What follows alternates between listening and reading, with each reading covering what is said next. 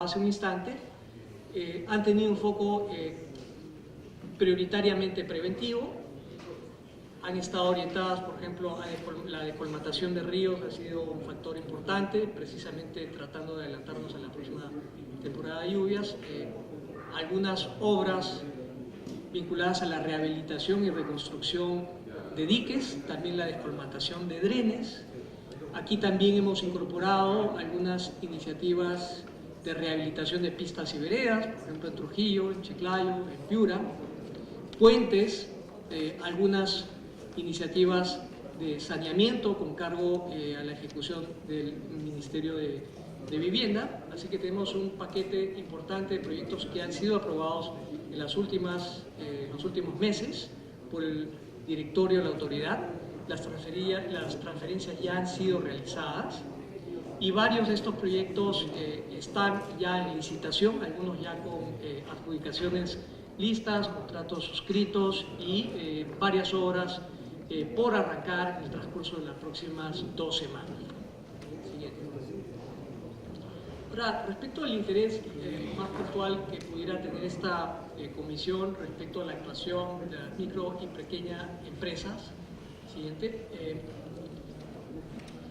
Sí, resulta creo que importante la incidencia en el componente de generación de empleo que va a tener precisamente la ejecución de los proyectos de la reconstrucción. Señalaba hace un instante que estos 7.000 millones que vamos a ejecutar el próximo año van a estar aparejados de la generación de 150.000 puestos de trabajo, lo que representa prácticamente el doble del número total promedio de empleos que se han generado entre el 2012 y el 2016. Siguiente. Esta es la distribución estimada que estamos haciendo nosotros respecto al impacto en materia de empleo que va a tener la reconstrucción en cada una de las regiones. Nótese sobre todo el tremendo impacto en Piura, que es la región donde más vamos a intervenir precisamente en virtud del nivel de destrucción registrado, y más de 3 veces el número promedio de empleos, de 12 a 42.000 solo por el 2018, que es el punto pico de la generación de empleos, y en todas las regiones se va constatando en mayor o menor medida la dramática reversión de la tendencia en materia de empleo vinculada a la reconstrucción con cambios. Siguiente.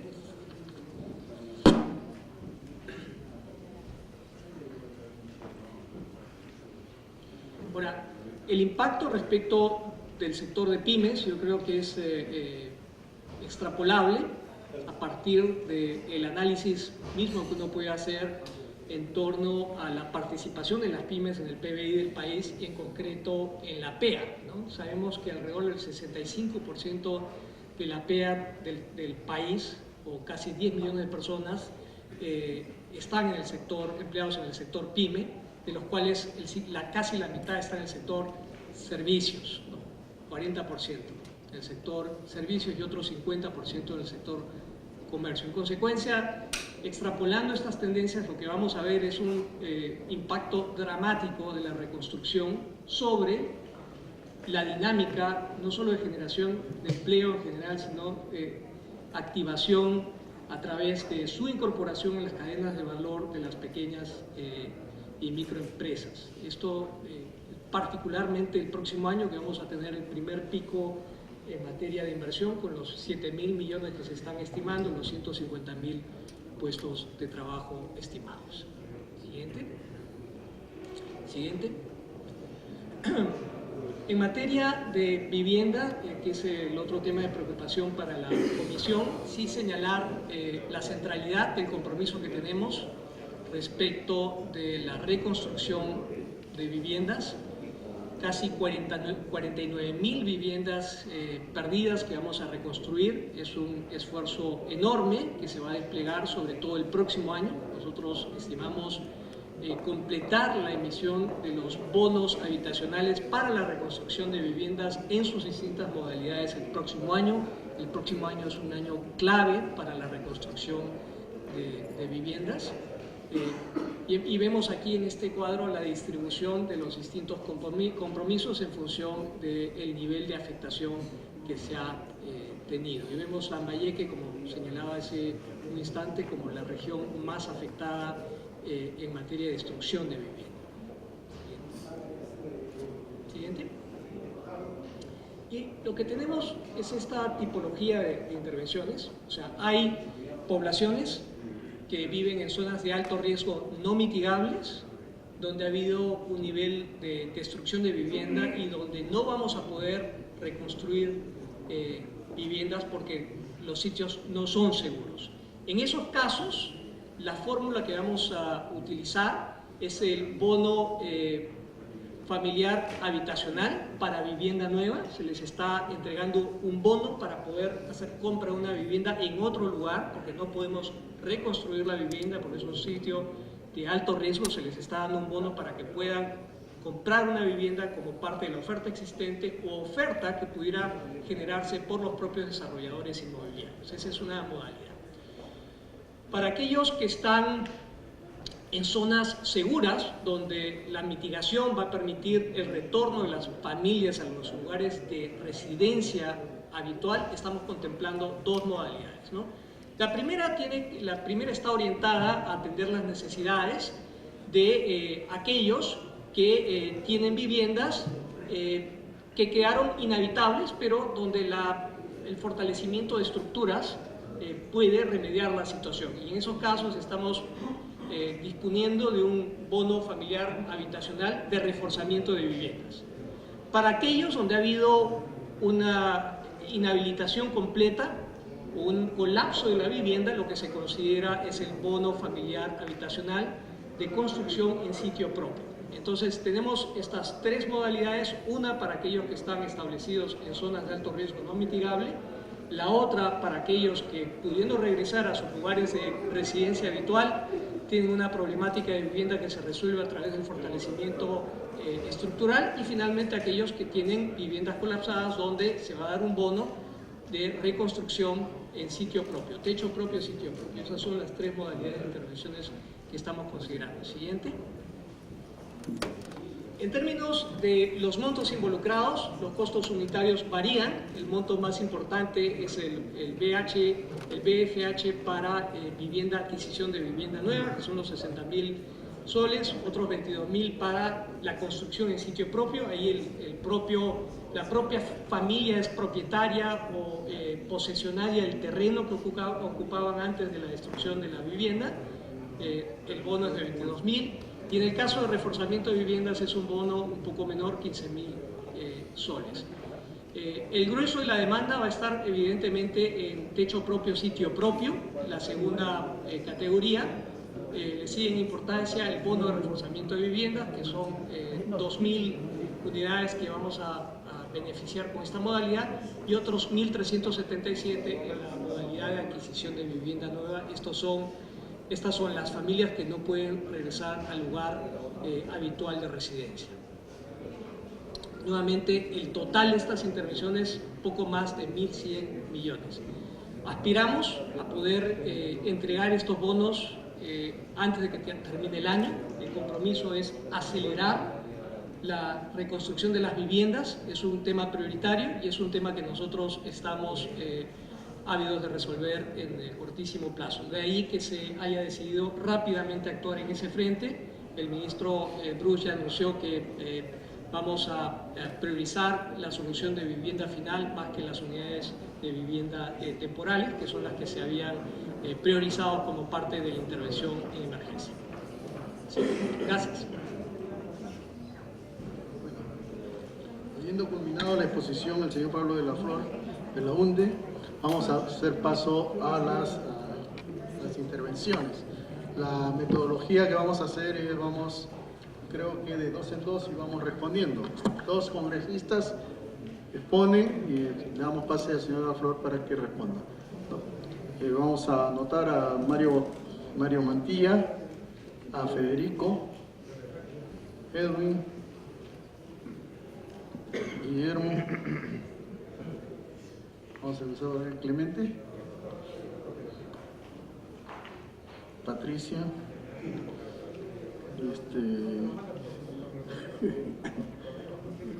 Roberto, no es Roberto. Roberto, sí. Roberto. César. Marita, no. Nadie más. Plaza. Entonces vamos a empezar con Mario y Federico. Muy bien, señor presidente, muchas gracias. Señor Pablo de la Flor, cuando vino usted la primera vez a la comisión, se le dio a conocer, bueno, usted tendría que conocer lo que señala el artículo 1 de la Ley de Reconstrucción con Cambios. Y aquí dice claramente que esta reconstrucción en el artículo 1 debe comprender lo que es rehabilitación, reposición y reconstrucción y construcción de infraestructura pública, pero además la reactivación económica de los sectores productivos, ¿no? En las diapositivas que usted ha presentado, señala que este plan comprende 3 rubros: la infraestructura afectada que se reconstruirá con cambios, obras de prevención y ordenamiento urbano y la generación de capacidades. Por otro lado, también usted menciona, no sé, no lo tengo muy claro, pero usted cuando hace reposición en este punto de que la mano de obra local y las MIPES se beneficiarán por la reconstrucción, acá usted habla de la población económicamente activa que será ocupada en las MIPES, representando alrededor del 65% de la PEA, entre otros puntos. Obviamente que cuando se hacen trabajos de construcción o de reconstrucción o cualquier tipo de obras va a generar empleo, pero genera a las personas. Ahora, no sabemos si realmente en todo este proceso de rehabilitación, de reconstrucción y construcción de infraestructura se vaya a contratar, por ejemplo, a MIPES, ¿no? Porque una cosa es que se les dé directamente el beneficio a ellos para que puedan participar en esos trabajos de reconstrucción, y otra cosa es de que, que hayan personas que se beneficien indirectamente porque el sector MIPES está convenido también por el comercio. No me queda muy claro ese punto, me estoy en todo caso que precise si realmente las MIPES van a participar directamente del presupuesto que se está asignando para todo este proceso de reconstrucción, o sea, en forma directa. Eso por un lado. Por otro lado, tenemos que en marzo de este año en el río Piura rompió 4 diques y se desbordó tanto por la ciudad como en el valle del Bajo Piura. En total, las lluvias del Niño Costero dejaron más o menos 91.835 damnificados, 310.570 afectados, 17 fallecidos, 39 heridos y 4 desaparecidos, 5.724 viviendas colapsadas, 8.469 viviendas inhabitables, entre otros casos. Ahora, en este plan de reconstrucción, en el punto número 4.3, 12.3, señala que se van a hacer actividades y obras de control de inundaciones en el río Piura. Me pregunto yo aquí, ya estamos en octubre, calculo que más o menos en el mes a fines de diciembre, enero, deben empezar nuevamente las lluvias. ¿Habrá tiempo para poder descolmatar el cauce del río Piura, entendiendo ya que nos queda poco tiempo? Esas 2 preguntas, señor presidente. Gracias. Tiene la palabra el congresista Federico. Gracias, presidente. Un saludo a los colegas de esta comisión. Presidente, yo quiero solamente al señor Pablo de la Flor, en todo caso, preguntarle si es cierto que hay en la inversión en la reconstrucción con cambios, se prioriza la infraestructura en transportes, estamos hablando de prevención, luego viene educación, saneamiento, pistas y veredas, salud, agricultura, ya casi en el penúltimo. Un poco yo quiero, tal vez, recogiendo las inquietudes de muchos agricultores, yo también participo en la Comisión Agraria, cuando se va a generar oportunidades de trabajo, obviamente, la gente del sector del campo van a migrar bastante por la mano de obra. Eso está clarísimo. Pero al migrar esta gente, vamos a descuidar, se va a descuidar el sector agrario, porque con 1.300.000 no se va a hacer un trabajo como debe ser en el sector agrario. Entonces, en esa parte tenemos que yo sugiero que se pueda ver, señor Pablo, porque debemos darle prioridad a la agricultura, porque después de construir, estamos hablando de ponerle carreteras, obviamente en infraestructura, fierro y cemento, el bolsillo del agricultor también hay que ayudarlo, porque después viene el sector agrario y en Piura, si hablamos de Piura, Piura es fuerte en agricultura, y con todo esto de desastres hemos caído bastante en esa región. Entonces la agricultura debe ser también una de nuestras prioridades. Y para terminar, hay que ver también el tema de las prevenciones en todas las regiones. Usted sabe, y mi alcalde de Río Tambo, en Junín, siempre se ha acercado, yo lo agradezco porque siempre lo ha recibido, algunos de mis colegas también de la región. Entonces, una miradita en el tema de prevención en todas las regiones, porque usted ha dicho bien claro, en prevención a veces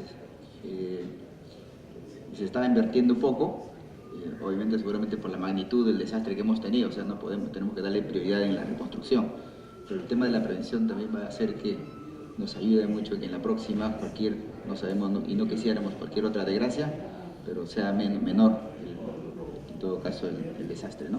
Gracias, presidente. Gracias, congresista. Tiene la palabra don Pablo. Quisiera comenzar por los comentarios del congresista Pariona, para comentarles, compartir con ustedes lo interesante que resulta la experiencia de Río Tambo, que es una comunidad que va a dar mucho que hablar, porque es la primera vez en el Perú que una comunidad decide reubicarse precisamente en atención a los riesgos de desastres. La comunidad vota, toma la decisión, compran un terreno y se reubican en otro terreno. Los estamos apoyando en ese esfuerzo, pero ciertamente constituye un ejemplo del tipo de iniciativas que debiéramos emular, porque hay muchas comunidades que están ubicadas en zonas de alto riesgo que lamentablemente no podemos mitigar. Este es uno de esos ejemplos de comunidades que de manera consciente toman la decisión, movilizan a todos sus miembros y trabajando de la mano con el Estado están reubicando y afincándose en un lugar más seguro. Totalmente de acuerdo con su preocupación respecto al tema agropecuario. Estamos tomando nota de algunas iniciativas adicionales que el Ministerio de Agricultura nos está alcanzando, sobre todo en lo que es identificación de bocatomas y canales que no fueron comprendidos en el primer listado, que en el segundo están de manera agregada y que esperamos precisar en el transcurso de la próxima semana. Así que hay un diálogo todavía abierto no solamente con el Ministerio de Agricultura, sino con varios de los alcaldes y gobiernos regionales que nos siguen alcanzando información sobre el daño de la infraestructura agropecuaria en varias de sus regiones. Respecto de los comentarios del congresista Mantilla, señalarle que hay muy poca movilidad laboral en el Perú. Generalmente la dinámica de generación de empleo es muy local. Difícilmente uno ve grandes éxodos de poblaciones en búsqueda de puestos de trabajo entre regiones. De manera que lo que vamos a ver en el norte el próximo año es una dinámica, yo me atrevería a decir, inédita respecto de generación de empleo y activación económica. Esto va a tener un impacto también dramático en el sector pymes por la inserción que las pymes tienen en las cadenas de valor y en las redes productivas, por ejemplo, en el sector construcción. Solo para darles un ejemplo, las viviendas van a ser construidas por entidades técnicas, no son los grandes desarrolladores, sino entidades técnicas que generalmente son empresas medianas que van participando en los programas que tiene el Ministerio de Vivienda. Así que, si bien se trata de un tema poco estudiado en términos de dilucidar cuáles son las cadenas de transmisión de esta dinámica de crecimiento, en base a la información que tenemos, estamos convencidos de que esto va a ser muy positivo para las pymes, por ejemplo, en la proveeduría de servicios, en la proveeduría de bienes, en la inserción a las distintas cadenas de producción vinculadas al sector comercio y concretamente al sector constructivo. Entonces, sí tenemos la seguridad de que no solamente será una dinámica virtuosa para las medianas empresas, sino que también lo será para las pequeñas y microempresas, para los trabajadores y sobre todo la agregación de componente local de valor en cada una de estas regiones. Gracias. Tiene la palabra el congresista Edwin Pereira. Gracias, presidente. Saludar al señor Pablo de la Flor. Yo, Pablo de la Flor, la semana de representación estuve visitando Chosica, Chaclacayo, Carapongo, San Juan del Lurigancho, y muchas de las familias con las cuales tuve la oportunidad de conversar, muchas me indicaban que no habían sido empadronadas. Es cierto, fueron visitas aisladas, sin embargo fue un malestar, una preocupación por parte de estas familias. Y la pregunta va, entiendo que ustedes no han hecho el levantamiento de esa información, que es una información que ustedes las quieren. La pregunta es, ¿el plan de reconstrucción ha buscado un mecanismo para validar esa información?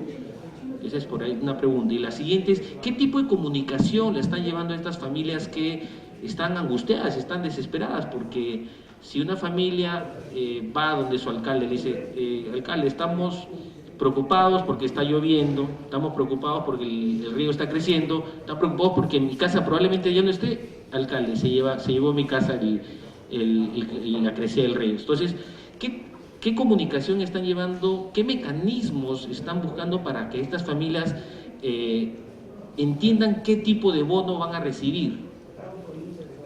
Primera pregunta. Segunda, otro tema que les preocupa es el tema de la intervención de los ríos. ¿Por qué no están interviniendo ya los ríos? ¿Por qué no están haciendo trabajo en el río Rímac, el río Chillón, el río Chilca? ¿Por qué no vemos maquinaria? Si eso no tiene nada que ver con si ya está el presupuesto, si ya está el plan, eso no va a haber ningún ajuste. O sea, no es que van a aumentar